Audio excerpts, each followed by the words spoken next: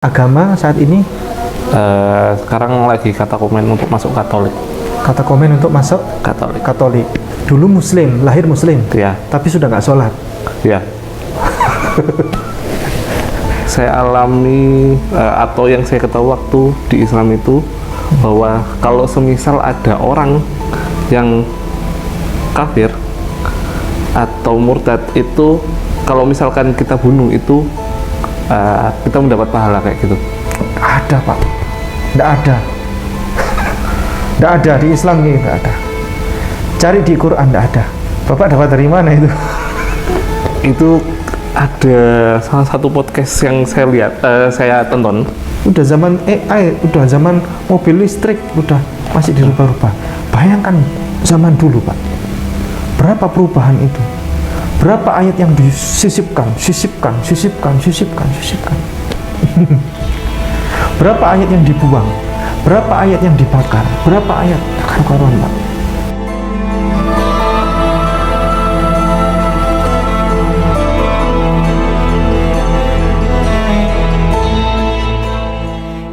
Alhamdulillah, keajaiban pertolongan dari Allah. Kami berjuang selama 3 tahun untuk mengurus perizinan ini. Masjid Hagia Sophia Kota Malang sudah mendapatkan surat izin semuanya, surat izin terlengkap di Indonesia, dan sudah mengebor air dengan kedalaman kurang lebih 86 meter menembus batuan cadas yang keras.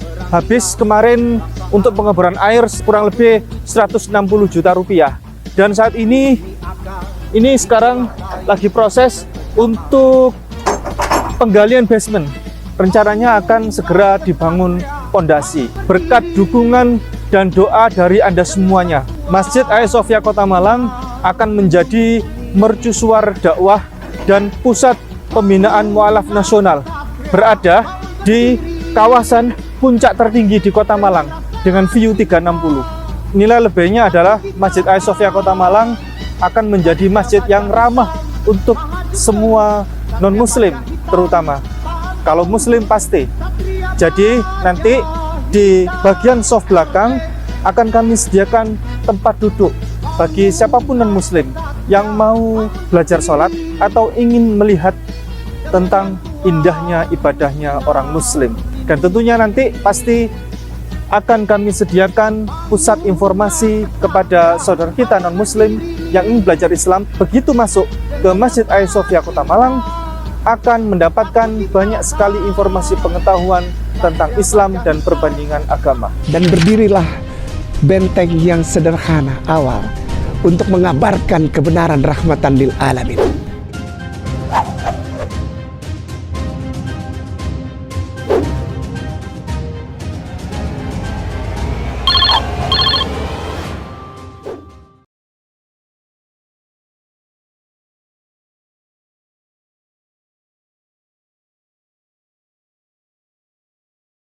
Alhamdulillah berjumpa malam ini dengan Pak Zen, ya, Abang Zen dari Kota Malang. Ya, Saat ini untuk kepercayaan agama saat ini sekarang lagi kata komen untuk masuk Katolik. kata komen untuk masuk Katolik. Katolik. Udah persiapan?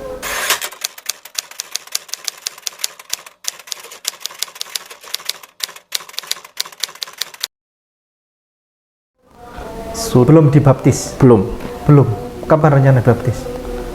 Ini untuk rencana baptisnya masih belum ada obrolan, karena kan untuk kata komen harus pembelajarannya panjang gitu. Gerejanya di mana? Di Oh, gereja bentar Pak. HKBP? Bukan, Katolik. Katolik. Ya, Katolik yang di itu. Oke. Baik. Kenapa? Saya tanya kenapa? Dulu Muslim, lahir Muslim. Ya. Kenapa mau nyoba masuk Katolik? Penasaran atau gimana? Berawalnya dari adanya ekstremis, kalau menurut saya, yang dimana jadinya saya makin lama makin menjauh kayak gitu. Ekstremis punya kenalan sahabat tapi ekstrim begitu. Oh, ekstrimnya bagaimana? Jadi lebih ke kayak semisal saya melakukan yang normalnya biasa orang lakukan, itu nanti untuk di bagian beberapa kayak mungkin kayak musik kayak gitu, terus habis itu mungkin di bagian saya sholatnya kayak gitu tuh, kalau misalkan ada yang salah dia langsung kayak negurnya itu nggak pas gitu di sayanya kayak gitu. Terus ada juga beberapa kali ikut kayak kajian itu jadinya apa namanya ngarahnya itu ke yang sebelumnya saya lakukan, tapi menurut yang saya pelajari itu tidak salah, tapi dianya itu langsung mengharamkan atau itu salah kayak gitu. Kayak gitu sih, jadinya sayanya jadi yang lebih ke tertekan kayak gitu. Makin lama ya udah kok pandangannya jadinya Islamnya kok makin lama makin gini kayak gitu. Terutama beberapa temen yang kayak lulusan pondok pesantren Yang mengalami seperti Pak Zen ini banyak sekali, banyak ya seperti ini. Berdialog dengan saya, mengajukan dialog dan seterusnya, itu ada beberapa yang masih antrian juga sudah ada. Kemarin juga masih kami belum sempat follow up, juga ada di Kediri dan seterusnya. Jadi Muslim kemudian karena ada beberapa wacana akhirnya masuk Kristen atau masuk Katolik. Kenapa milih Katolik? karena ada beberapa pilihan sama beberapa pandangan. Untuk di Katolik, kalau menurut saya pribadi itu lebih alurnya lebih jelas dibanding ikutin yang Protestan kayak gitu. Jadi dan untuk ini kan saya tahap pembelajaran juga nih untuk sekarang. Nah, salah satunya kenapa saya milih Katolik karena kan untuk penguatan iman juga waktunya juga panjang nih kayak gitu. Jadi saya masih bisa mungkin bimbang kayak gitu. Itu bisa untuk saya dialog kayak gini ke beberapa ustadz atau kenjangan kayak gitu, ataupun ke teman-teman yang mungkin punya kenalan yang tidak ekstremis untuk yang di Islamnya kayak gitu. Baik, alhamdulillah. Kemudian Pak Zen sudah nikah atau belum? Belum. Belum nikah. Belum. Calon istri Katolik? Enggak. Ini bukan persoalan wanita, bukan? Bukan. Oh, oke. Kok saya ada kekhawatiran ini persoalan wanita, bukan? Bukan. Oke, baik. Pak Zen Muslim, kemudian ingin masuk Katolik dan akan berproses untuk segera pemandian, ya kan? Kemudian tapi ini masih belum, masih dalam tahap obrolan dulu, rencana penjadwalan begitu ya. Nah, apa yang sudah diketahui tentang Katolik? Kalau untuk mendalami yang banget itu jujur saya masih belum. Maksudnya di saya pribadi untuk denialnya masih banyak, terutama untuk Trinitas yang pertama. Terus untuk yang lain, kalau untuk lebih ke Katolik kan lebih ke salah satu memuliakan Bunda Maria. Yang saya pahami di situ untuk sekarang. Karena Tuhannya Katolik sudah tahu belum? Yang saya tahu 3. Tiga siapa saja? Coba. Allah Bapa, Putra, sama Roh Kudus. Tambah 1. Bunda Maria. Sepengetahuan saya Bunda Maria hanya dispesialkan saja. Iya, dulu. Tapi kalau sekarang agak malu-malu ini untuk memasukkan Bunda Maria ke dalam masuk bagian dari Tuhan atau tidak. Tetapi patungnya paling gede, itu masalah itu. Nah, dulu Maria itu bagian dari ketuhanan selain Trinity, ya. Nah, itu data itu. Karena masuk dalam konsili itu. Sidang konsili memutuskan Bunda Maria masuk. Dan Bunda Maria itu sebutannya Theotokos. Coba ketik di Google, bawa HP nggak? Handphonenya. Handphonenya. Biar dari HP-nya Pak Zen sendiri, biar enak. Coba dibantu dibacakan apa itu Theotokos. Dari bahasa Yunani untuk Maria, Ibu Yesus, yang berarti pembawa Tuhan atau Bunda Allah. Theotokos itu ibundanya Allah. Jadi dia sebagai sumber. Tidak ada Yesus kalau tidak ada Bunda Maria. Sudah yakin masuk Katolik? Kalau untuk sekarang, ini posisinya masih bimbang. Di tahap bimbang. Karena ada beberapa yang denial itu tadi. Denial terkait salah satunya tentang Trinitas. Trinitas. Kenapa Trinitas? Karena untuk analoginya di saya kurang pas. Jadi Bapak ini, Pak Zen ini sekarang masuk di antara kebimbangan. Iya. Mau masuk Katolik bingung, Iya. mau kembali ke Islam bingung. Iya. Tapi sudah nggak sholat. Iya. Terus ikut apa ini, Pak? Kalau bisa dibilang cari jati diri kayak gitu. Cari jati diri. Jadi cari yang benar-benar pas, yang benar-benar masuk di pikiran dan hati saya kayak gitu. Entah itu tentang analoginya ataupun realitanya kayak gitu. Buat pemirsa siapapun, ya, minta tolong untuk tidak menghujat beliau. Kalau sampai Anda menghujat beliau, berarti termasuk juga menyakiti hati saya. Karena beliau ini adalah orang pembelajar. Beliau open mind. Beliau mencari pencarian sejati. Beliau insya Allah lebih baik, ya, lebih baik begini daripada orang yang taklid buta. Ya. Saya paling tidak suka dengan orang taklid buta, Pak. Taklid buta itu sedang ikut, ya. Taklid itu follower, ya. Tapi buta, sudah taklid buta, itu tidak bagus, Pak. Bapak open mind, lebih baik seperti ini. Kalau nanti Bapak masuk ke agama manapun, maka Bapak tekuni dengan baik, belajar dengan baik. Maka jikalau Anda dapati kebenaran, masuklah ke kebenaran di mana Bapak yang merasa itu logik, ya, logik. Jikalau orang seperti beliau sudah tahu kebenaran, nanti insya Allah kalau sudah mendalami, beliau akan menjadi orang baik. Begitu. Pak Zen, Pak Zen ini sekarang ada di kebimbangan, ya, antara Katolik dengan Islam, ya. Kenapa tidak pilih Kristen aja?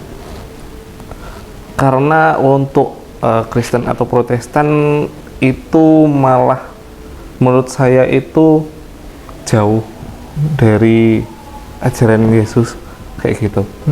Karena dari sejarahnya sendiri kan dia memisahkan kayak gitu. Karena yang saya tahu, karena sang pendiri Protestan itu pengen jadi paus kayak gitu. Martin Luther. Betul. Nah itu dari situ saya agak bimbang juga. Terus ada juga tentang yang persepuluhan. Itu ada perbedaan di antara Katolik sama Protestan kayak gitu. Jadi pemahamannya itu berbeda. Nah itu yang saya endingnya mending ke Katolik dibanding Protestan. Oke, baik. Kenapa nggak pilih Islam saja? Karena ini kayak yang tadi saya tanyakan juga tentang kan sejarahnya gitu kan. Kalau ngomongin sejarah kan dari awalnya. Kalau ngomongin kitab sebelum Al-Quran kan ada Injil kayak gitu. Nah di sini kan kalau nggak salah sejarahnya di kisaran 40 hari atau 80 hari setelah Yesus meninggal, itu kan muridnya ada yang nulis tentang Yesus kayak gitu.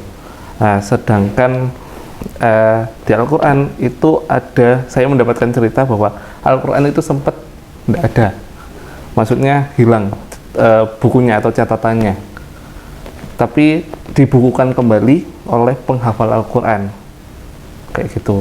Nah, untuk penghafal Al-Quran kan ini untuk di Islam kan sampai sekarang pun masih diiyakan, maksudnya sudah dibukukan kembali sama penghafal dan kita kayak mengimani lah kayak gitu.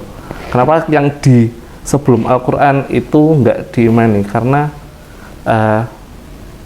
yang setahu saya Al-Quran itu tidak melanjutkan yang sebelumnya kayak gitu. Ini sebentar. Jadi tadi beliau sore itu ketemu dengan kami. Beliau ini Pak Zen sudah mulai sore tadi ya, siang menjelang sore kita ngobrol, termasuk beliau mempertanyakan tentang Al-Quran dan seterusnya. Jadi saya bawa ini ngobrol intensnya sekarang. Sore tadi ngobrol santai. Iya. Ya, ini saya bawa naskah biar nggak dianggap hoax. Ya. Satu-satunya kitab suci di dunia ini yang ada manuskripnya dan asli itu hanya Al-Quran, Pak. Bible kemana? Untuk manuskripnya, ya posisinya di mana? Nggak jelas. Bible itu. Nanti saya kasih tahu. Al-Quran ini adalah mushaf San'a. Ya, ini di Indonesia yang punya jarang. Mushaf Syarif, ya. Heze Aliye Nisbet Edilan San'a Nushas. Ini adalah dinisbatkan kepada Sayyidina Ali bin Abi Thalib. Jadi salah satu penulis Al-Quran ya, yang menulis ya, bukan penulis mengarang, bukan ya, tapi mengadministrasikan gitu, mengamankan, mengadministrasikan secara rapi ya. Di antaranya adalah sahabat Sayyidina Ali bin Abi Thalib ya. Beliau bukan penulis Al-Quran ya, tapi beliau yang mengadministrasikan ya Al-Quran itu. Rasulullah menyampaikan wahyu ya dari Allah Subhanahu wa taala. Kemudian ketika Rasulullah sudah menyampaikan, kemudian salah satunya adalah Sayyidina Ali bin Abi Thalib. Ini adalah mushaf yang diadministrasikan oleh sahabat Sayyidina Ali bin Abi Thalib, salah satu sahabat yang dekat dengan Rasulullah Muhammad ya, dan pernah ketemu langsung dengan Nabi Muhammad. Nah itu, jadi ini sudah diuji karbon, Pak. Jadi ini kan mushaf ini diketemukannya di San'a sana, makanya disebut sebagai manuskrip San'a. Ini pemerintah Turki ya, dari Ircica bekerja sama dengan pemerintah Yaman untuk mendokumentasikan ini, mengkopi ya.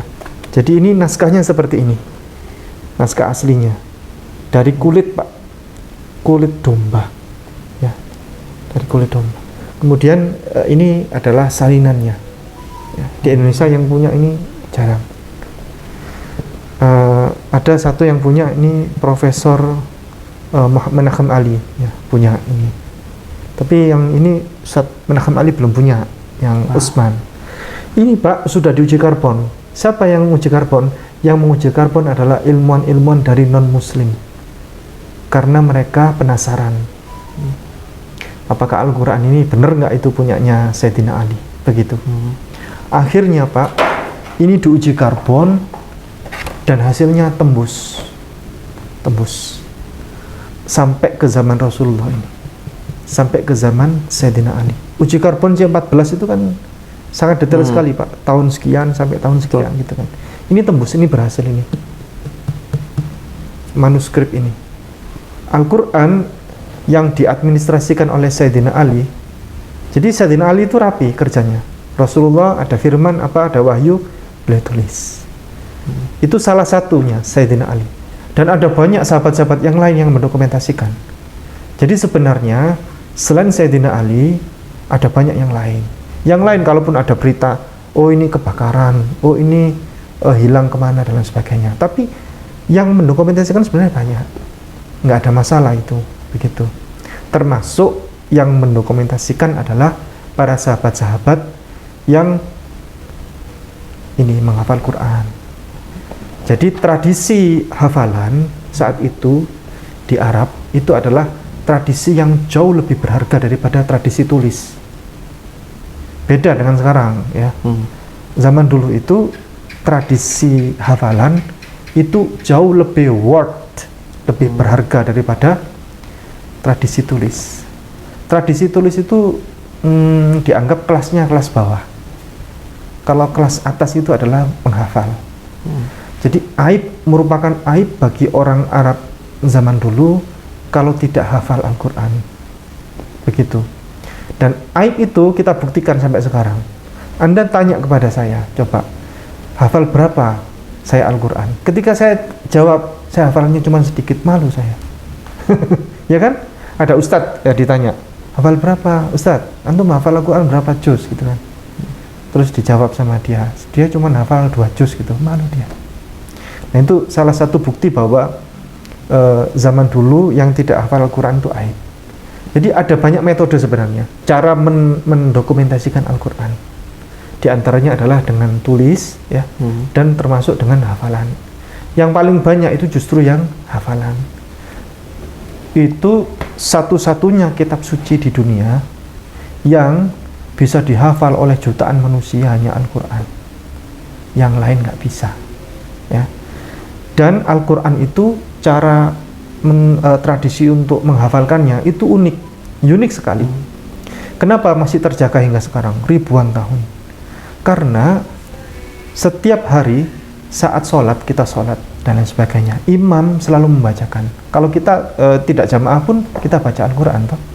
Tapi imam kalau misal di Masjidil Haram itu bacaannya panjang sekali, 1 hari 1 juz gitu kan.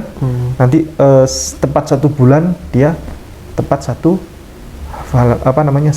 halaman Al-Quran, 1 full itu Al-Quran dia khatam gitu. Jadi coba di Masjidil Haram itu baca tidak dia waktu jadi imam? Enggak kan? Hafal kan dia? Yeah. Nah itu dia. Kalau ada pendeta sampai bilang enggak itu hoax, enggak ada itu hafal, enggak ada itu, enggak ada. Saya enggak percaya. Ada yang bilang gitu ke saya. Pendeta Budi Asali pernah bilang ke saya. Enggak, saya enggak percaya itu. Itu hoax itu. Kalau ada orang hafal Quran tuh enggak bener itu katanya. Enggak bisa orang hafal Quran. Itu di Masjidil Haram itu ini coba dia baca atau enggak hafal kan. Hafal.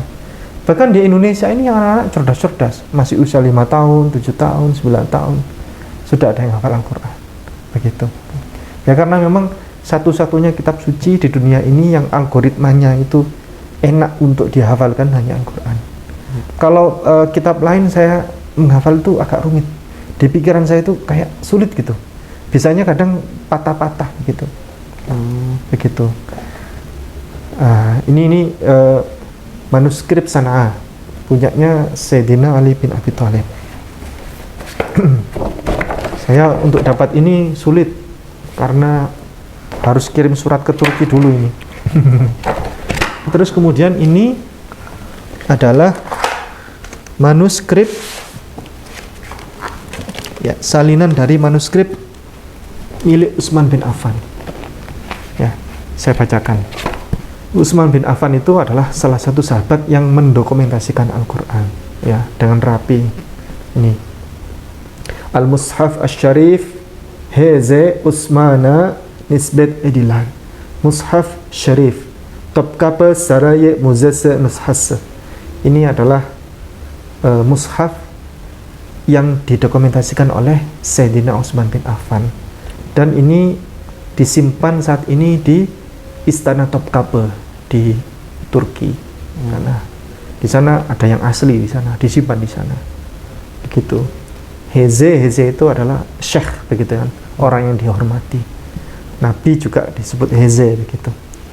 Nah, ini bentuknya seperti ini.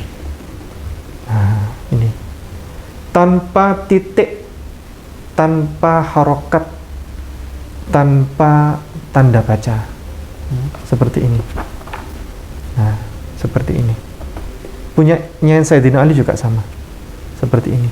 Kalaupun ada titik itu adalah dikasih pada zaman-zaman berikutnya. Nah, seperti ini Pak. Tanpa titik, tanpa fathah, kasroh, dhamma, tanpa tanda baca. Lengkap ini Pak semua. Ini di Indonesia yang punya masih jarang sekali. Tak tahu siapa yang punya.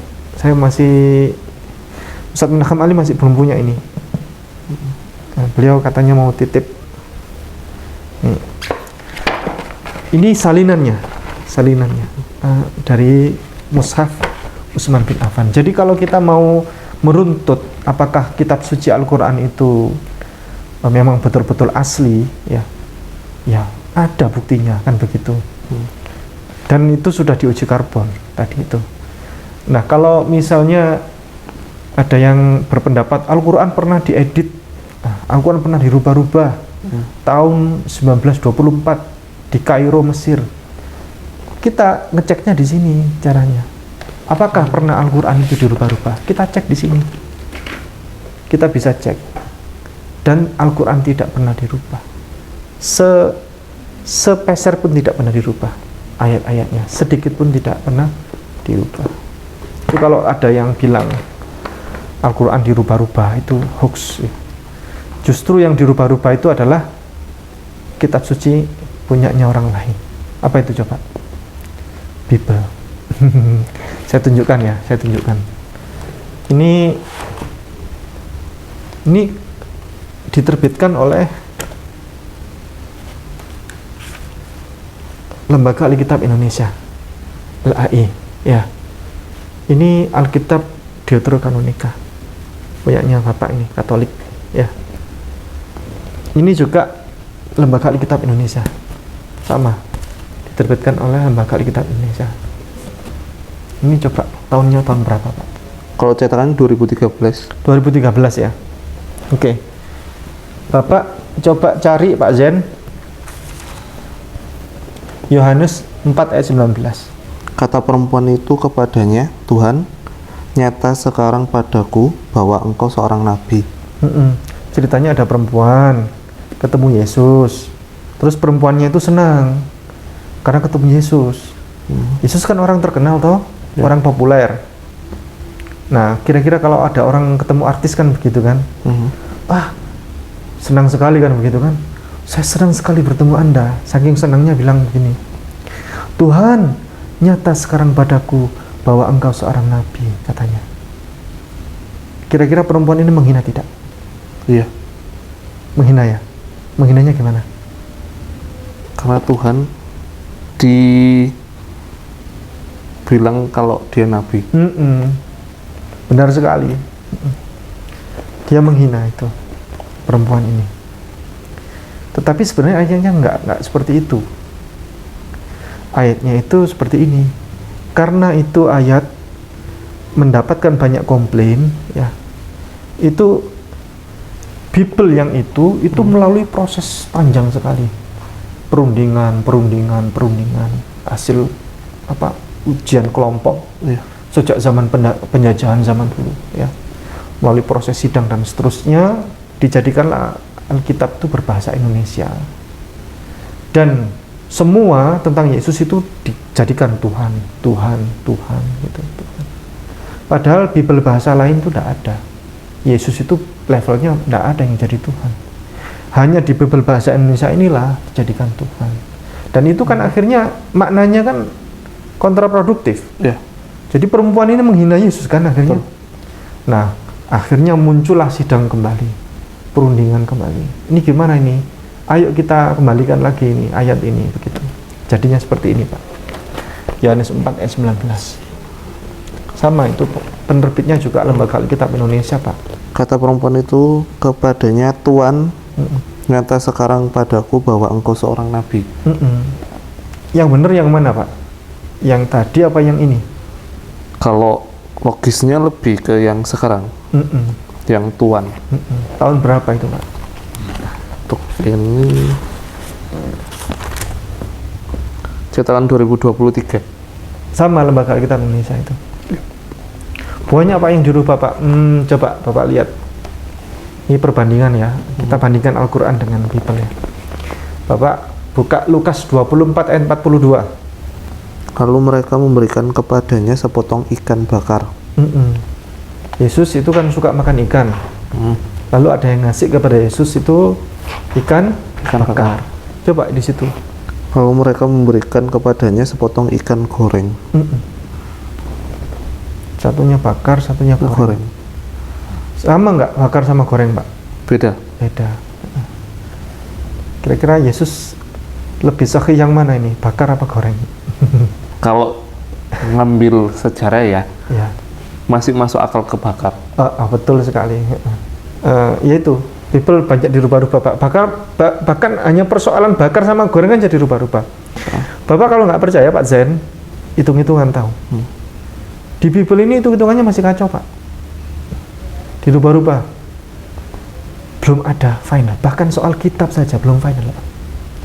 Bapak baca di 2 Samuel pasal 24 ayat 13. Kemudian datanglah Gad kepada Daud, memberitahukan kepadanya dengan berkata kepadanya, akan datangkah menimpa engkau 3 tahun kelaparan di negerimu? Ya, berapa tahun kelaparan Pak? 3 tahun. 3 tahun ya. Pak lihat yang sana 24 ayat 13. Berkata, apakah 7 tahun kelaparan akan menimpa engkau di negerimu? Yang sana berapa tahun kelaparan Pak? Di sini 3. Yang sana 7. 7. Penerbitnya sama loh Pak. Oh yang lain banyak Pak masih. 2 Tawarikh pasal 22 ayat 2. Ahazia ya. Berumur 42 tahun pada waktu ia menjadi raja. Umur berapa Pak itu? 42. 42 ya.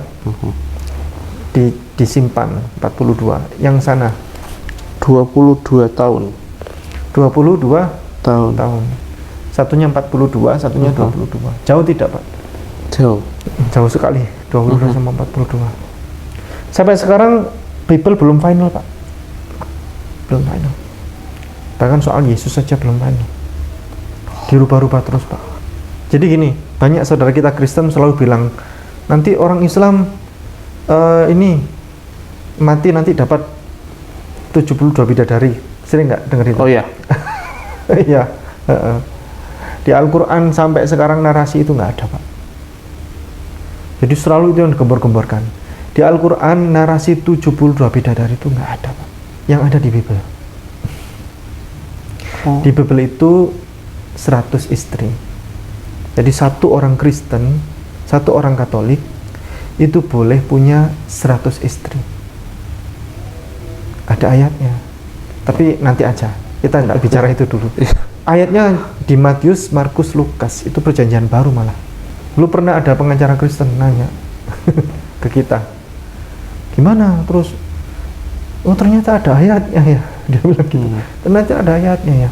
Terus berarti saya boleh nggak sama istri saya kira-kira? Ya tanya sendiri Pak. Soalnya yang saya ketahui kan nggak boleh. Cuman 1 dan itu sampai meninggal lah kasarnya kayak gitu. Tapi ada di Bible boleh. Nanti saya tunjukkan setelah ini selesai. Okay. Tapi itu sudah berkali-kali di podcast kami di YouTube, sering kali kami bahas, sudah berkali-kali, sudah lebih dari 3 kali. Silakan cari pemirsa videonya di YouTube kami. Kristen boleh poligami 100 istri. Di Bible ayatnya ada 3. Begitu. Kalau di Perjanjian Lama malah boleh sampai ribuan istri, Pak. Karena Salomo kan Raja Salomo punya 700 istri sama 300 gundik ya, total 1000.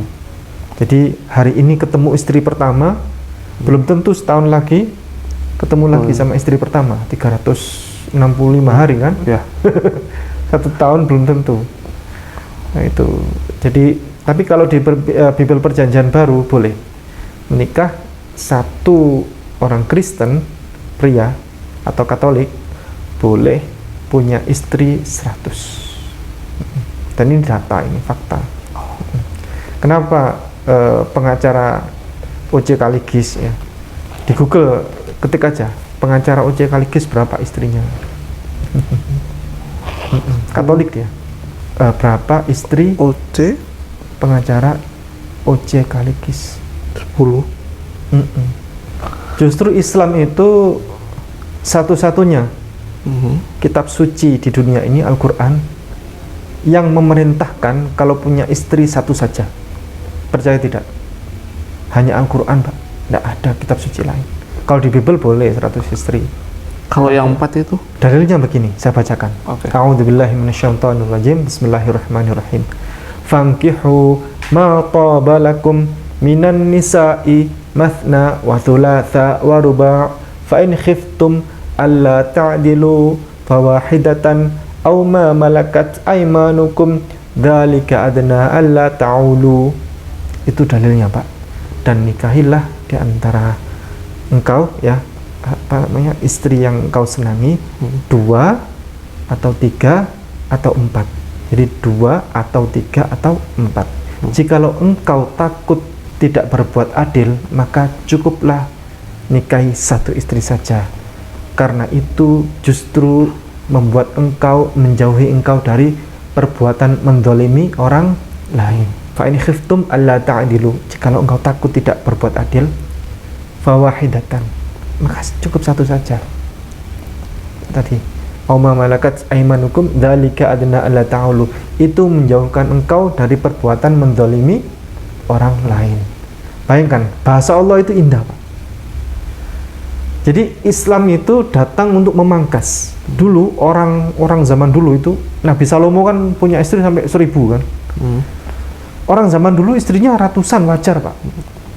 Islam datang maksimal 4, membatasi, Pak. Batasi. Tapi punya istri 1 itu sesungguhnya sebaik-baik dari pernikahan. Kata Allah begitu kan? Karena punya istri 1 itu perbuatan yang menjauhi dari perbuatan mendolimi orang lain. Berarti kalau punya istri lebih dari 1, berpotensi mendolimi orang lain. Itu bahasa Allah itu indah sekali, Pak. Allah tidak melarang, ya, 2 atau 3 atau 4, tapi merekomendasikan 1. Coba di mana kitab suci agama? Kan maaf ya, tapi kan sebelumnya nih, sepengetahuan saya kan Nabi Muhammad juga istrinya juga banyak. Ya, jadi apa karena banyak itu akhirnya turun ayat itu atau gimana? Rasulullah itu istrinya 10 kan, ya, istrinya 10. Kemudian hukum tentang poligami ini kemudian berlaku untuk setelah itu, untuk berikutnya, begitu. Jadi setelah itu tidak boleh, maksimal harus 4, supaya orang itu bisa berubah jujur, tidak mendolimi orang lain. Karena biasanya begini, ada banyak orang terus kemudian punya istri lagi, bilangnya mau kemana, mau lembur, gitu kan, mau lembur kerja.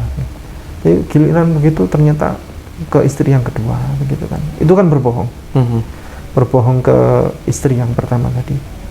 Berapa kali dia menabung dosa, kan? Menabung dosa. Dan yang dinikahi Rasulullah itu juga janda-janda, Pak. Bukan orang perawan, gadis, begitu kan. Rasulullah itu kan dia presiden, raja.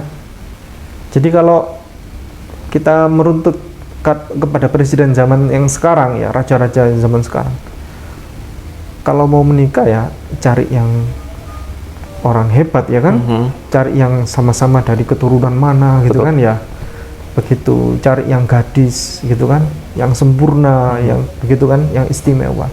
Tidak, Rasulullah itu menikahi janda-janda yang suaminya meninggal di peperangan. Tidak ada yang menolong, ya kan, kasihan. Tidak ada yang menolong, ditolong sama Rasulullah. Dengan cara apa? Zaman dulu, Pak, kalau orang nolong orang lain, nolong janda, itu fitnah, Pak. Fitnahnya tinggi. Bukan zaman dulu aja, zaman sekarang. Coba Pak Zen belum nikah, kemudian bantu janda, sering transfer uang, ya kan, sering bantu orang, ya, sering bantu transfer uang, gitu kan. Nanti yang lain bicara, ya kan, jangan-jangan Zen, ya kan, begitu. Zaman dulu sama, itu aib juga, Pak. Aib itu, ada orang bantu perempuan, janda lagi, gitu kan. Apalagi sekelas Nabi, Pak, bahaya, fitnahnya tinggi. Makanya Nabi dengan cara apa? Ditolong dinikahi. Janda-janda tua loh Pak, bukan yang gadis-gadis ya, yang umumnya. Jadi kehidupan Rasulullah ini saya lihat beliau apalagi sederhana, hidupnya sederhana. Beliau tidak mengumpulkan harta. Satu-satunya pemimpin di dunia ya, yang dalam sejarah tercatat itu, yang murni tidak mengumpulkan harta, yang bahkan hidupnya miskin, itu Rasulullah, hanya Nabi Muhammad Pak. Yang lain semuanya itu yang tercatat di dalam buku-buku 100 tokoh terbaik dunia dan seterusnya, itu semuanya itu anak-anak bangsawan, itu anak-anak raja, ya kan, semuanya itu. Coba Bapak cari tokoh siapa namanya coba.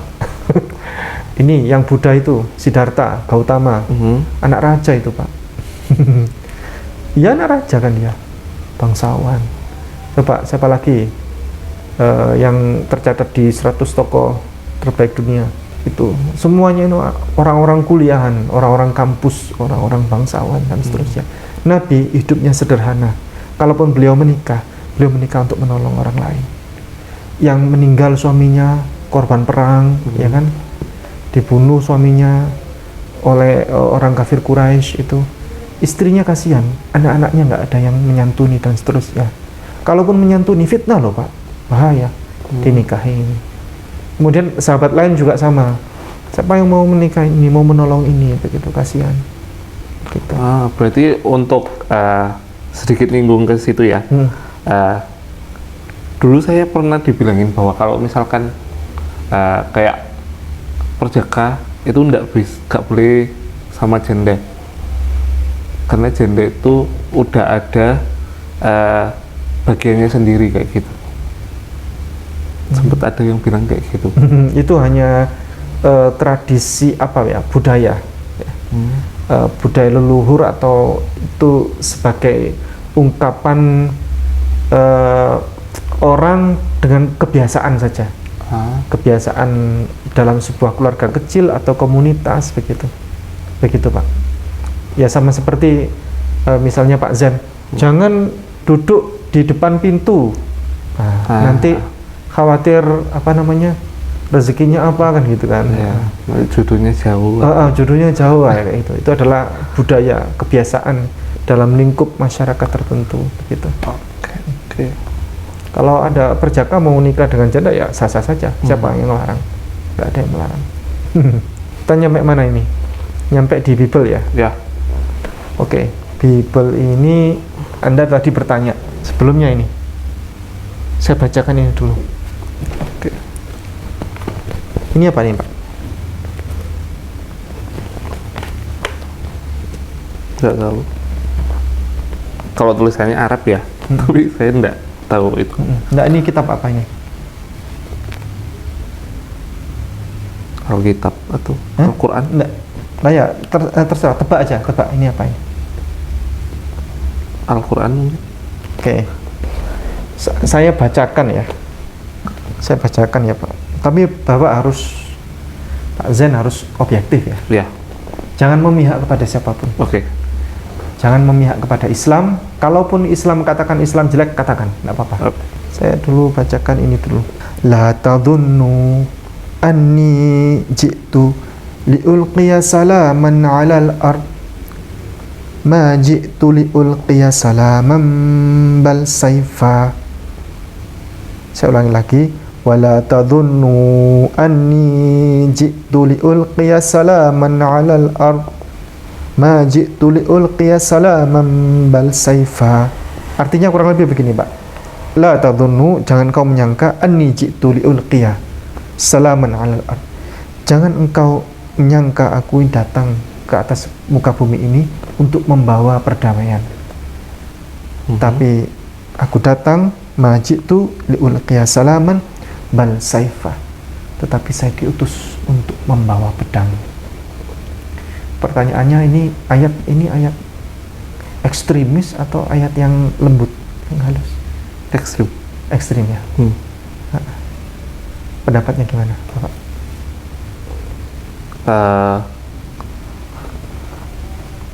Kalau saya pribadi, kalau misalkan turun Kalau turun kayak untuk ayat kayak gitu, saya sih nyambungnya langsung ke turunnya Yesus. Itu kan kalau di percayaan Katolik atau Kristen Protestan kan membawa perdamaian, kayak gitu. Tapi kalau misalkan di situ ada tulisan untuk membawa pedang, itu seolah-olah kita akan dihabisi lah, kasarnya kayak gitu. Saya bacakan lagi ya ayat yang lain ya. Boleh. Amma a'da'i ulaika alladzina lam yuridu an amlika alaihim fa'tu bihim ila huna wadhbahuhum qaddami. Artinya begini, akan tetapi jikalau semua seteruku ini, semua kawan-kawanku ini, semua orang yang ada di sini ya, yang tidak suka aku menjadi rajanya, bawalah mereka kemari dan bunuhlah mereka di depan mataku. Kalau ini wadbahuhum qaddami, itu sembelihlah mereka di depan mataku. Ini ayat yang ekstrim atau lembut? Ekstrim. Silakan komentar. Kalau jahat katakan jahat. Kalau Anda kan lagi belajar ini mencari. Kalau jahat katakan jahat. Kalau itu jahat sih. Jahat ya. Untuk masalah ini ada dua pandangan saya. Ya. Oke, kalau misalkan pun yang bawa pegang itu Alkitab, itu ekstremis banget, dan itu salah seperti yang saya alami atau yang saya ketahui waktu di Islam itu, bahwa kalau semisal ada orang yang kafir atau murtad, itu kalau misalkan kita bunuh itu kita mendapat pahala kayak gitu. Ada Pak, tidak ada di Islam ini, tidak ada. Cari di Quran, tidak ada. Bapak dapat dari mana itu? Itu ada salah satu podcast yang saya tonton. Tidak ada. Itu ada yang bilang kayak gitu. Kalau sampai ada yang bilang kayak gitu, silakan bisa dialog sama saya. Yang lalu Ade Armando sempat begitu Pak. Lalu saya tunjukkan faktanya, datanya. Tunjukkan di Al-Quran mana. Lalu dia bilang Al-Quran ayat ini. Saya tunjukkan. Ayo kita baca sama-sama. Dipotong sama Ade Armando itu Pak. Ayat itu dipotong, sepotong. Coba kalau ini ayat tadi, saya nggak ngambil sepotong. Tapi kalau itu ayat dilanjutkan, tambah parah Pak. Yang saya bacakan tadi Alkitab, bukan Al-Quran. Ini Alkitab saya bacakan tadi. Yesus sendiri yang bilang, jangan kau menyangka aku, kata Yesus, bahwa aku datang di muka bumi ini untuk membawa perdamaian. Enggak, kata Yesus. Aku datang ke atas muka bumi ini untuk membawa pedang. Itu saya tidak memotongnya, enggak. Tapi kalau dibaca tambah berikutnya tambah semakin parah Pak. Coba Bapak dibuka di Matius 10 ayat 34. Dan kamu menyangka bahwa aku datang untuk membawa damai di atas bumi. Aku datang bukan untuk membawa damai, melainkan pedang. Iya, kalau dibaca lebih lanjut lagi tambah semakin itu Pak.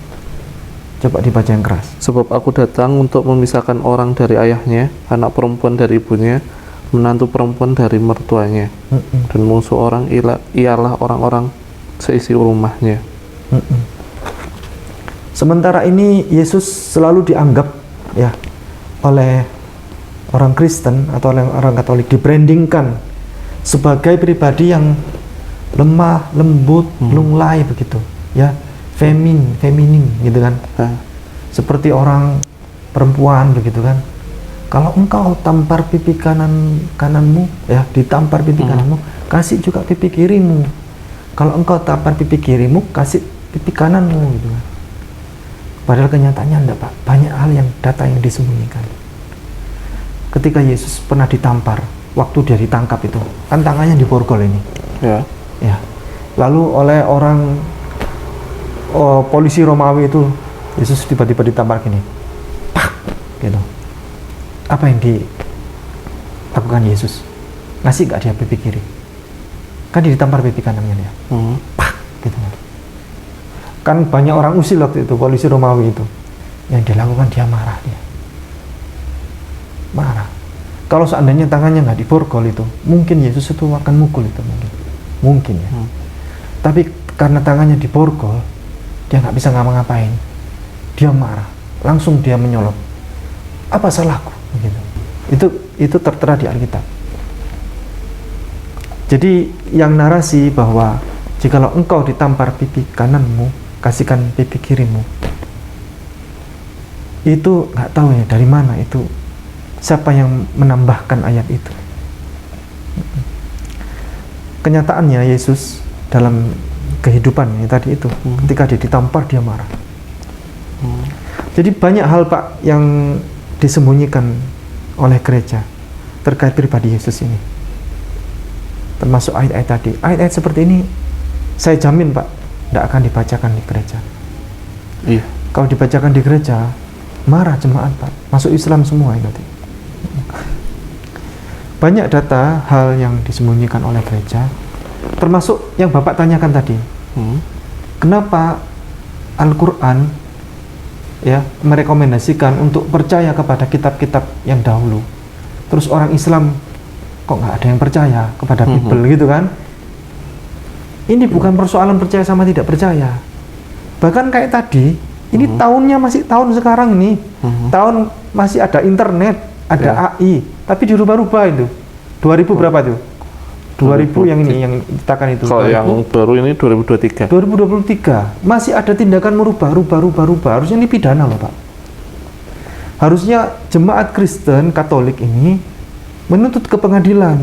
Ini kok kalian rubah-rubah ini? Ini masih zaman AI loh ini. Udah zaman AI, udah zaman mobil listrik, udah masih dirubah-rubah. Bayangkan zaman dulu Pak. Berapa perubahan itu? Berapa ayat yang disisipkan. Berapa ayat yang dibuang, berapa ayat yang dibakar, berapa ayat karu-karuan Pak. Ini saya kasih tahu ya, ini data, ini fakta. Aslinya orang Katolik, ini kan dulu orang Katolik dulu, baru muncul Kristen kan ya. Orang Katolik atau orang Kristen itu awalnya tidak punya kitab suci Pak, awalnya. Lalu mengambil ini, karena tidak punya kitab suci, mencuri dari kitab suci punyanya orang Yahudi. Namanya ini, dikasih nama baru, namanya Perjanjian Lama. Ini saya kasih tahu sejarah ini. Ini data ini. Saya berbicara sesuai data. Awalnya Katolik ini tidak punya kitab suci. Lalu mencuri kitab sucinya orang lain. Milik siapa? Milik Yahudi. Ini namanya Tanakh, Taurat, Nevi'im, Ketuvim. Ya, Taurat, Nevi'im, Ketuvim, Tanakh. Ya, kita yang sering kali dengar kita Taurat. Ya, ya ini nih, ini. Ini bukan kitab sucinya orang Kristen sampai sekarang. Makanya orang Kristen tidak mau sebenarnya ada ini. Ya, tapi serba salah, sudah kadung di sini jadi satu. Ya. Kalau ini nanti tiba-tiba dibuang, orang-orang Kristen malah bertanya-tanya, kemana ini Perjanjian Lama gitu. Ya. Nah, karena ini adalah murni kitab sucinya orang lain, maka para bapak-bapak gereja ini mikir, nah kita harus bikin kitab baru ini, tambahan. Oke. Maka dicarilah data-data baru, dijadikan kitab suci. Mayoritas surat-surat yang ditulis dari buku hariannya Paulus dijadikan kitab suci. Ini saya kasih tahu. Ini Pak, ini aja sudah 90% ya. Ya. 90% kitab sucinya orang lain ya. Ini bukan kitab sucinya Kristen loh ya. Udah. Nanti saya tunjukkan buktinya bahwa ini bukan kitab sucinya Kristen. Ini 10%. 10%. Ini bikin tambahan baru. Oke. Karena merasa tidak punya kitab suci, nanti malu, bikin lagi baru. Ini Pak, 80% surat. Saya tunjukkan, mau? Boleh. Coba Bapak buka. Namanya Kitab Roma. Jadi Roma ke sini, Pak. Ini semua ya. Roma ke sini itu semuanya ini karangan Paulus. Oh, Coba dibuka. Dibacakan yang perikopnya, Pak. Yang bacakannya keras. Iya, betul. surat Paulus kepada jemaat di Roma. Surat Paulus kepada jemaat di Roma. Ayat 1, Pak, dibaca tolong. Dari Paulus, hamba Kristus Yesus yang dipanggil menjadi rasul dan dikuduskan untuk memberitakan Injil Allah. Terus kemudian saya tanya sekarang, Pak, itu dari firman Allah atau dari Yesus atau dari Paulus? Dari Paulus. Dari Paulus. Clear ya? Ya. Oke, lanjut, Pak. Berikutnya. Apa itu? Korintus. Yang keras, Pak. Surat Paulus yang pertama kepada jemaat di Korintus. Ayat 1. Dari Paulus yang oleh kehendak Allah dipanggil menjadi rasul Kristus Yesus dan dari Sostenes saudara kita. Itu dari Allah atau dari Yesus atau dari Paulus? Paulus. Oke, lanjut, Pak. Sekarang Galatia. Surat Paulus kepada jemaat di Galatia. Ayat 1. Dari Paulus, seorang rasul, bukan karena manusia, juga bukan oleh seorang manusia, melainkan oleh Yesus Kristus dan Allah Bapa yang membangkitkan ya, dia dari Allah apa dari Yesus atau dari Paulus? Dari Paulus. Oke, lanjut, Pak. Filipi. Surat Paulus kepada jemaat di Filipi. Dari Paulus dan Timotius, hamba-hamba Kristus Yesus, kepada semua orang kudus dalam Kristus Yesus di Filipi dengan para pemilik jemaat. Lanjut, Pak. Tesalonika. Sama Tesalonika. Kita lompati aja. Ya, sama isinya juga sama. Dari Paulus kepada jemaat di, namanya itu Tesalonika, Roma, Korintus, itu nama daerah, Pak, nama kota. Jadi Paulus mengirim surat, ya, dikirimkan untuk supaya dibaca jemaat-jemaat di sana, di kota Roma, Galatia, Korintus. Ya. Lanjut, Pak. Ini sekarang adalah berikutnya adalah Tesalonika sudah. Timotius. Nah, ini Timotius ini menarik nih. Surat Paulus yang pertama kepada Timotius. Dari Paulus, rasul Kristus Yesus menurut perintah Allah, juru selamat kita, dan Kristus Yesus dasar pengharapan kita. Terus lanjut. Kepada Timotius, anakku yang sah di dalam iman, kasih karunia, rahmat dan damai sejahtera dari Allah Bapa dan Kristus Yesus Tuhan kita menyertai engkau. Itu surat Paulus kepada Timotius, Pak. Ini bukan nama kota kali ini nama orang. Siapa tadi, Pak? Anak. Jadi Paulus menulis surat buat anak kepada anak, lalu dijadikan kitab suci, Pak. Tapi Paulus tidak pernah punya anak sebenarnya, karena dia patah hati. Dia itu jatuh cinta pada wanita, patah hati, Pak. Jadi dia nggak pernah menikah, Paulus itu. Tapi itu dia punya anak angkat. Bapak punya anak? Punya. Nah, beliau punya anak. Namanya siapa, Pak? Arsila. Nah, beliau menulis kepada Arsila, anakku. Kalau dulu anak beliau anak sah, ya. Anak beliau anak sah, anak kandung, ya. Seperti itu. Kemudian lanjut, Pak. Berikutnya setelah Timotius ke Titus. Ya, Titus, boleh dibacakan.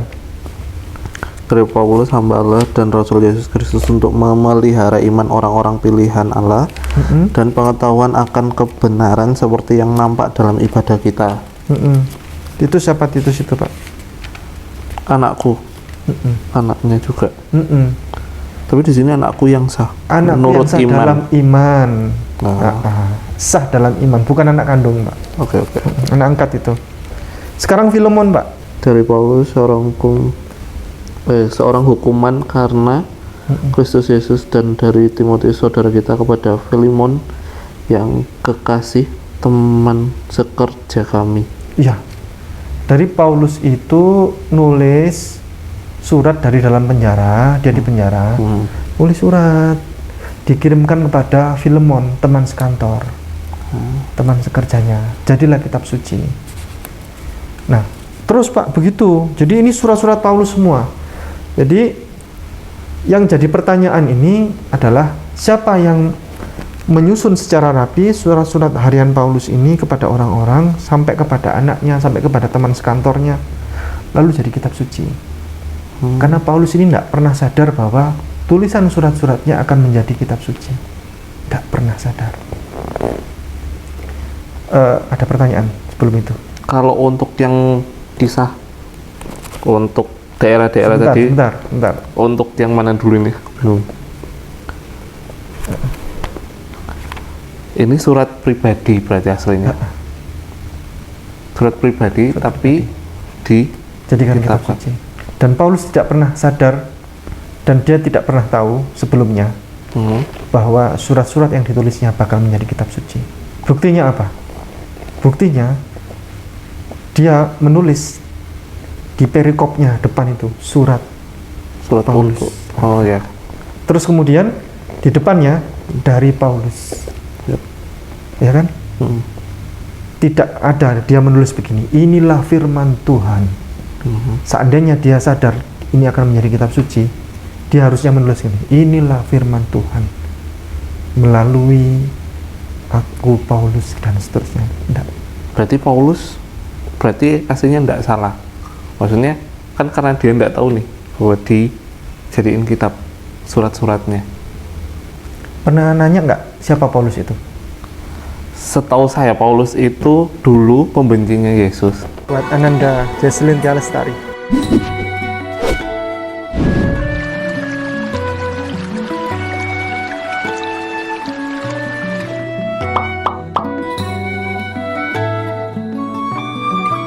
Eau de Parfum, parfum Hagia Sophia Alexandria.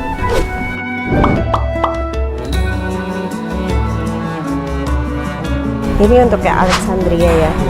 Kalau ini kayaknya kuat ya. Kayaknya kalau Strong. di baju juga bisa sampai udah dicuci juga masih tahan kayaknya. Kalau yang Alexandria ini enak banget soalnya baunya tuh mirip mint, citrus mint, tapi yang masih ada woody-woodinya gitu. Ini tahannya berapa jam, Pak? 8 sampai 12 jam.